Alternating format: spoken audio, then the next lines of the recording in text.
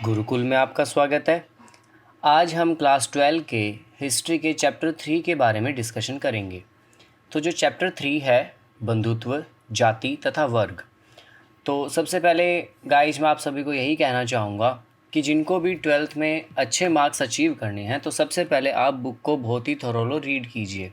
अगर आप बुक को लाइन बाय लाइन पढ़ते हैं तो उन्हीं में से आपके 1 नंबर, 2 नंबर, 4 नंबर और 6 नंबर के क्वेश्चंस यहीं से कंप्लीट हो जाएंगे और आप 90 प्लस ही मार्क्स अचीव करेंगे। तो इसलिए सबसे पहले हमने बुक का ही रिव्यू रखा है। इससे पहले हमने हड़प्पा सभ्यता के बारे में अध्ययन किया था और वैदिक काल के बारे में।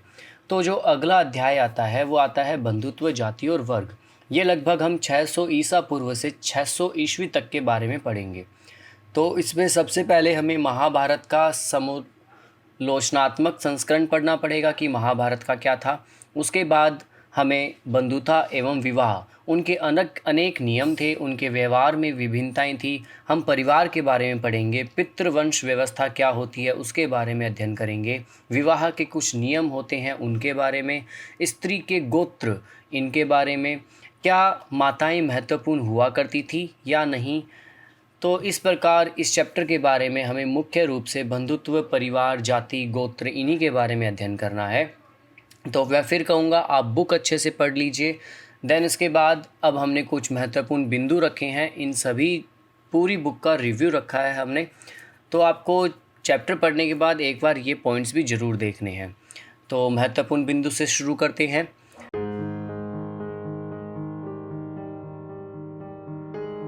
रिश्तेदारी और विवाह। कई नियम और विविध प्रथाएं परिवार आमतौर पर रिश्तेदारों के रूप में परिभाषित लोगों के बड़े नेटवर्क का हिस्सा होते थे। तो आप सभी को पता है जैसे कि आज हम भी रिलेशनशिप में रहते हैं, जो हमारे परिवार में कितने बड़े रिश्तेदारियां होती है और उन्हीं के माध्यम से हमारे विवाह के नियम भी फिक्स होते हैं और विवाह की प्रथाएं भी। दूसरा, जबकि पारिवारिक संबंधों को अक्सर प्राकृतिक माना जाता है और रक्त पर आधारित होते हैं, उन्हें कई कई अलग अलग तरीक़ों से परिभाषित किया जाता है। जैसे कि आप देखेंगे कि महाभारत में चचेरे भाइयों के 2 समूह पाए जाते हैं, कौरव और पांडव। तो इन्हीं के बीच में भूमि और शक्ति को लेकर झगड़े का वर्णन किया जाता है, जो कि महाभारत में दिखा रखा है। ये एकल शासक परिवार से संबंधित थे जो कौरवों के वंशज थे, जो कि जनवादियों में से एक थे। अंत में पांडव विजय हुए, उसके बाद पितृसत्तात्मक उत्तराधिकार की घोषणा की गई। जबकि महाकाव्य की रचना पहले पितृसत्ता का अस्तित्व था। ये पितृसत्ता क्या होता है? तो देखिए, इंग्लिश में से पैट्रियार्की कहते हैं और एक होता है मैट्रियार्की। पैट्रियार्की का अर्थ होता है पितृसत्ता, मैट्रियार्की का अर्थ होता है मातृसत्ता। कहने का अर्थ यह है कि पितृसत्ता के अंदर जिसमें मेल डोमिनेंट होता है, मतलब पुरुष प्रधान समाज माना जाता है। आज अगर आप देखेंगे तो हमारे समाज में पुरुषों की बहुत ज़्यादा प्रधानता पाई जाती है। हर जगह घर, परिवार, राजनीति सभी में पुरुषों को ही उच्च कोटि पे रखा जाता है। जैसे कि मैं आपको उदाहरण देता हूँ कि अगर आप आज चेक करें कि भारत के कितने राज्यों की मुख्यमंत्री महिला है और कितनों की पुरुष, तो आपको जवाब सीधा सीधा मिल जाएगा। तो इससे आप पता लगा सकते हैं कि हमारा समाज पितृसत्तात्मक है या मातृसत्तात्मक। तो महाभारत की जब महाकाव्य की इसकी रचना की गई थी तब भी पितृसत्ता का ही अस्तित्व था।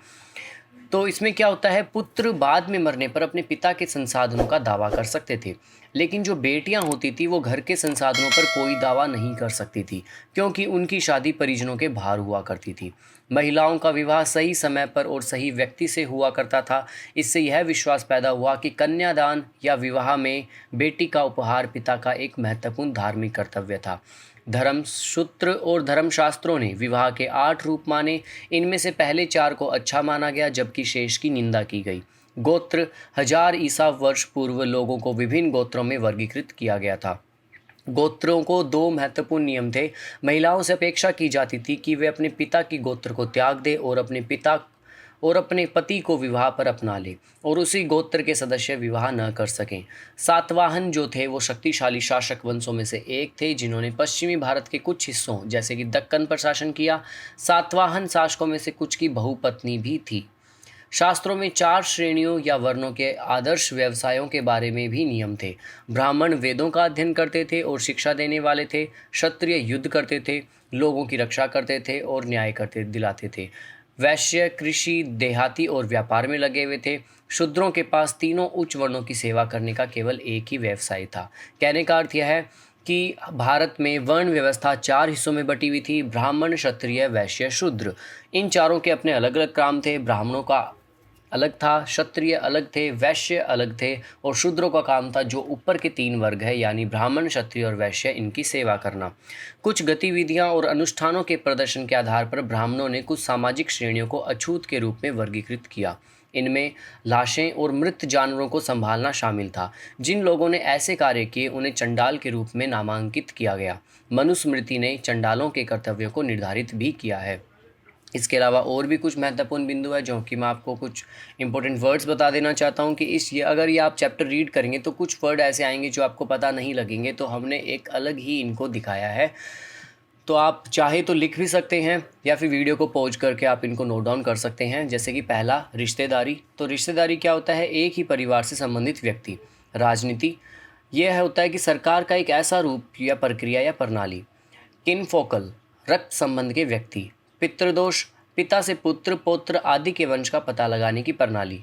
मातृत्व, मातृ पक्ष से वंश का पता लगाने की प्रणाली। आदि प्रवण, आदि पर्व महाभारत के संस्कृत संस्मरण का पहला खंड है। इंद्र, ये युद्ध के देवता थे। बारिश और वीरता, ऋग्वेद में सबसे प्रमुख देवताओं में से एक माने जाते हैं। धर्मसूत्र, ये ब्राह्मणों द्वारा संस्कृत में रचित ग्रंथ है। मल्लेच, शक को मल्लेच के रूप में माना जाता था। ये मध्य एशिया लोग थे जो उपमहाद्वीप के उत्तर पश्चिमी हिस्से में चले गए और बस गए थे। पितृदोष, पिता से पुत्र आदि के वंश के पता लगाने की प्रणाली। तो गोत्र, एक ही तरह के लोग। श्रेणिस, प्राचीन भारत में शिल्पकारों और व्यापारियों की यूनियनें, इन्हें गिल्ड भी कहा जाता था। चंडाल, प्राचीन भारत के अछूत जिन्होंने काम किया था। निषाद, एक शिकार समुदाय। महाकाव्य, महापुरुषों और महिलाओं के कार्य के बारे में या देश के पिछले इतिहास के बारे में एक लंबी कविता। तो अब हम डिस्कशन करते हैं प्रश्न उत्तर के ऊपर। तो पहला प्रश्न है, चंडाल के लिए मनुस्मृति में दिए गए कर्तव्यों की आलोचनात्मक रूप से जांच करें। तो हमें पता है चंडाल उन्हें कहा जाता था जिन्हें गांव के बाहर रहना पड़ता था, उन्हें छोड़े गए बर्तनों का उपयोग करना था, निकायों को बंद करने के लिए थे वे गांव और शहरों में नहीं चल सकते थे। इवन मैंने आपको पहले भी बताया कि अगर कोई जानवर मृत हो जाता है तो उसकी डेड बॉडी को गांव से बाहर ले जाना या फिर उसका जो भी प्रयोग करना ये चंडाल ही करते थे। दूसरा क्वेश्चन, महाभारत को एक महाकाव्य क्यों माना जाता है? तो देखिए, महाभारत सामाजिक श्रेणियों और स्थितियों के चित्रण के साथ 1 लाख से अधिक छंदों पर चलने वाला एक महाकाव्य है। इसकी रचना लगभग 1000 वर्षों में हुई थी। केंद्रीय कहानी युद्धरथ चचेरे भाइयों के बारे में है। तीसरा क्वेश्चन, सामाजिक मानदंडों को लागू करने के लिए ब्राह्मणों द्वारा क्या 3 रणनीति अपनाई गई? तो इन मानदंडों को लागू करने के लिए ब्राह्मणों ने 2 या 3 रणनीतियों का विकास किया। एक का यह दावा करना था कि वर्ण व्यवस्था ईश्वरीय मूल की थी। दूसरा, उन्होंने राजाओं को यह सुनिश्चित करने की सलाह दी कि उनके राज्यों में इन मानदंडों का पालन किया जाए। और तीसरा, उन्होंने लोगों को यह समझाने का प्रयास किया कि उनकी स्थिति जन्म से निर्धारित होती है। हालांकि यह हमेशा आसान नहीं था, इसलिए महाभारत और अन्य ग्रंथों में बताई गई कहानियों से अक्सर नुस्खों को पुष्ट किया जाता था। हमारा आखिरी क्वेश्चन, प्राचीन काल के सामाजिक मूल्य का अध्ययन करने के लिए महाभारत एक अच्छा स्रोत है, इसे साबित कीजिए। तो देखिए, महाभारत एक ज्वलंत शिलालेख देता है, पितृसत्तात्मक उत्तराधिकारी पर जोर देता है।